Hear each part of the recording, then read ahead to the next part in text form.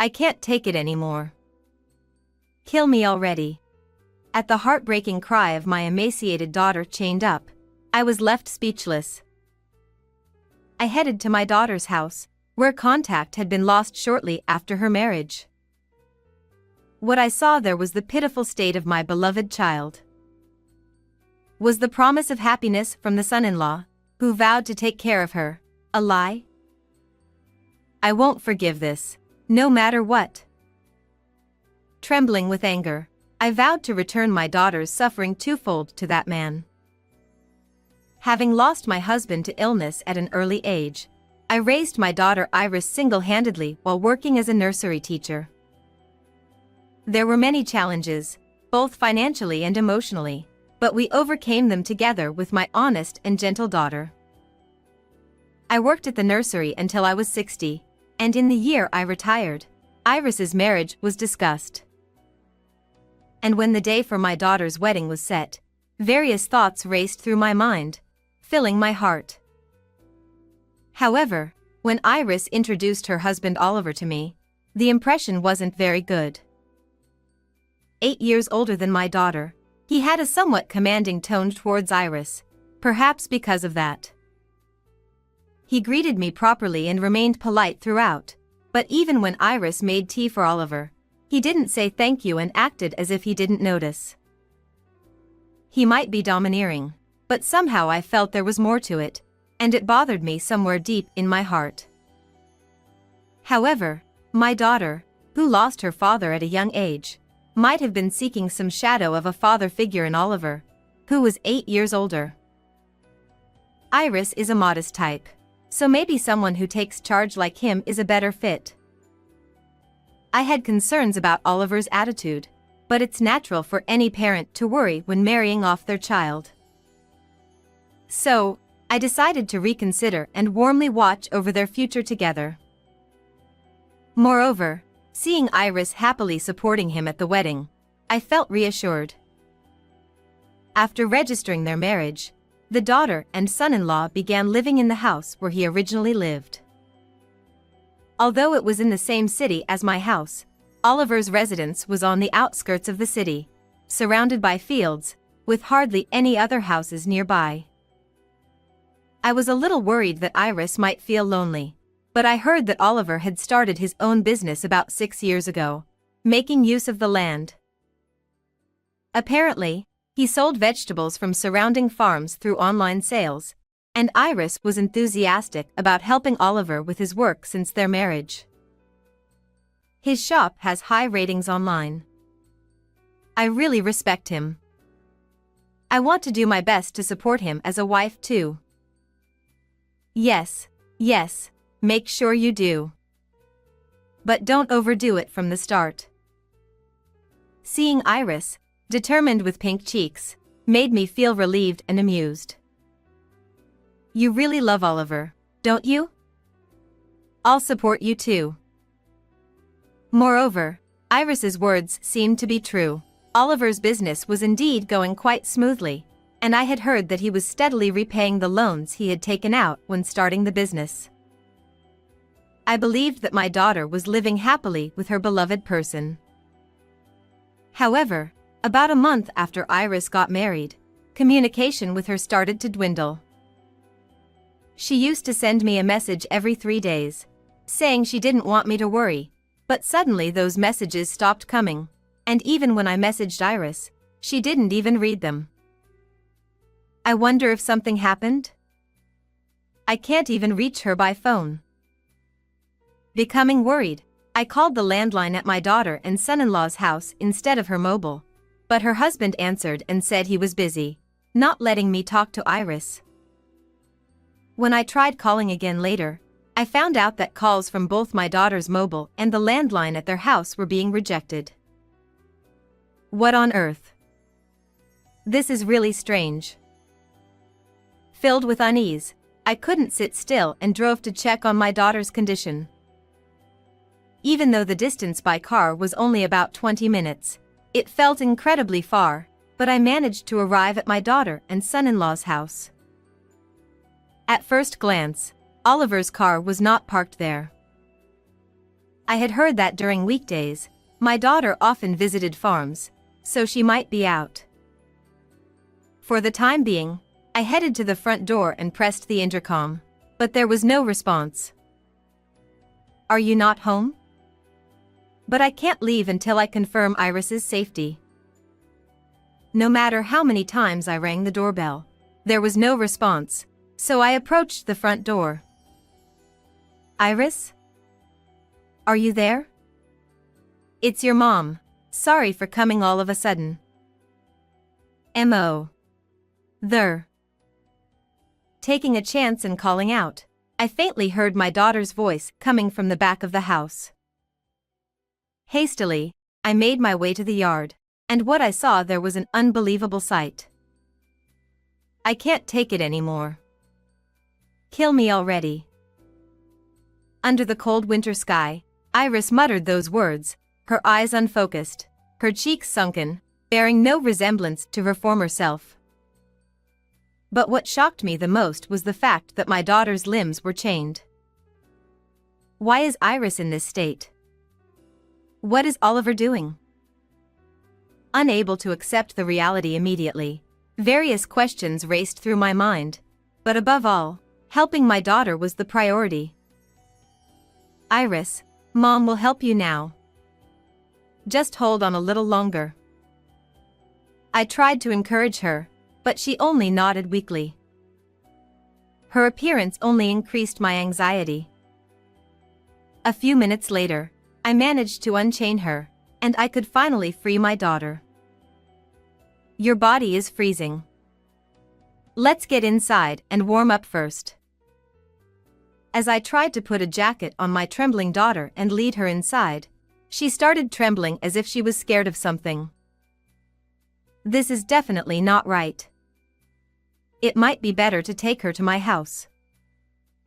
I put Iris in the car, worried about her condition, and decided to take her to the hospital first. Although she was physically and mentally weakened, fortunately, there were no serious issues, and she was able to return home after receiving intravenous fluids just to be safe. Returning to the house where my daughter and I had lived together for many years, Iris seemed to regain some composure. "Here, drink this and warm up. If it's too much, you don't have to force yourself." What happened? After making hot milk tea, which Iris loved, I broached the subject. "Thank you." "Well, you see." As Iris took a sip of the milk tea, she began to speak little by little, revealing something shocking. It turns out, shortly after they got married and started living together, Oliver began to abuse Iris whenever something displeased him. Furthermore, she was made to work tirelessly from morning till night, ordered to find new farms to procure vegetables, and if she couldn't, she wasn't allowed into the house. I hugged my daughter as she said that, but at that moment, her phone started ringing continuously. When Iris looked at the screen, her complexion changed instantly. Curious, I looked at my daughter's phone and saw several messages from my son-in-law saying, "Where did you go? I won't let this slide. Iris, give your phone to Mom." "Take a break for today," I suggested, wanting my daughter to feel at ease. After taking her to the room she used before getting married, I sat in the living room thinking about the future, and once again, my daughter's phone rang. As expected, "It's him calling," I said to myself. The caller was indeed Oliver. "Hey, Iris. You think you can just go off with your mom? I'll make sure both of you regret it."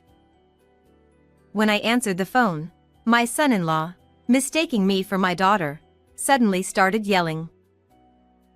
"Oliver, this is Iris's mother. How dare you treat my daughter so badly?" "What the? You took my wife without permission. I'm coming over there right now."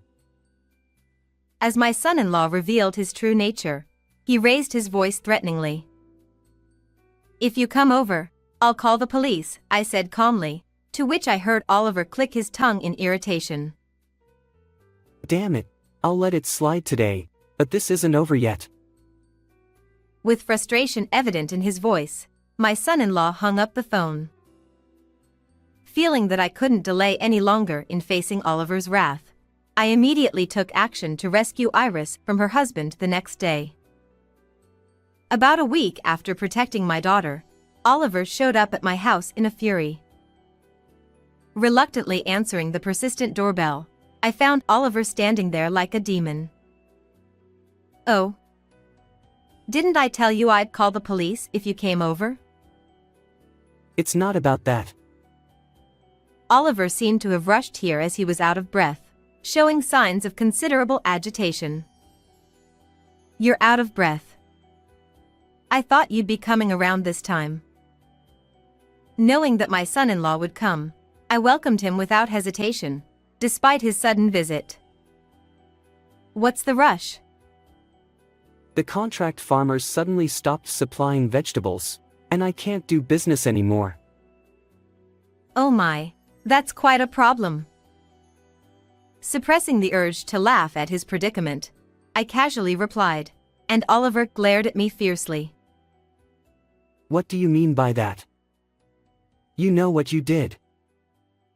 Oliver, appearing to be on the verge of grabbing me, began to edge closer and closer. So, I showed him Iris's smartphone and played a certain voice recording. What came through the recording was Oliver's angry shout. I'll make sure both of you regret it. What is this? This is the voice from when you called Iris before. I let various people listen to it. What? Who did you let listen to it? In fact, every year at the nursery school where I had worked for many years, I used to go to the nearby farms for sweet potato digging and rice planting. I still have friendly relations with several farmers, so I let them listen to the recording and exposed Oliver's true nature. His story quickly spread throughout the nearby farming community. It's everyone in the nearby farms. They were all very surprised. Upon hearing this, Oliver turned red with anger. What have you done? I'll sue you for obstruction of business. Who's in trouble here? The farmers said they were originally fed up with your attitude. Initially, it seemed that my son-in-law had been cautious around the farmers, but as soon as his online shop became successful, he became overbearing. So the farmers got together and decided not to supply vegetables to you. You brought this upon yourself. My son-in-law, who had no words to retort to my argument, stomped his feet in frustration. However, it seemed he had come up with something as his face suddenly lit up. You know, Iris is with me. She's on my side. Oliver declared loudly and started looking around. Oh, Iris. It's been a while. I missed you. Spotting my daughter, Oliver approached her with a flattering tone. Iris, you finally came out. It's okay because Mom is here. Hearing Oliver's voice, my daughter summoned her courage, nodded vigorously in response to me, and turned to face him. Oliver, I won't obey you anymore. My daughter firmly rejected him, leaving my son-in-law looking bewildered for a moment, unsure of what was happening. Oliver, what do you think you did to Iris? There's no way she would ally with you. What can you two silly women do? I'm not wrong. I'll sue both of you together, so brace yourselves. Seeing my son-in-law's uncooperative attitude, my daughter sighed deeply. Oliver, I can't do this anymore. I can't keep up with you. Let's get a divorce. Why yeah. Try if you can. I won't admit it even if you come crying later. Perhaps he hadn't expected to be told such a thing by my daughter, but Oliver remained defiant to the end. albeit flustered. "Oliver, you'll be the one facing the judgment of the law." Saying so, I thrust the divorce mediation application in front of him. What's this? "I've already hired a lawyer. What you've done is a serious offense. We're also prepared to take legal action." Perhaps feeling pressured by the mention of lawyers and lawsuits, Oliver suddenly started sweating profusely from his forehead and began to apologize. "No matter how much you apologize, I'll never forgive you. First, apologize sincerely to Iris." With a firm tone, I demanded this from Oliver, who then clung to Iris, begging for forgiveness.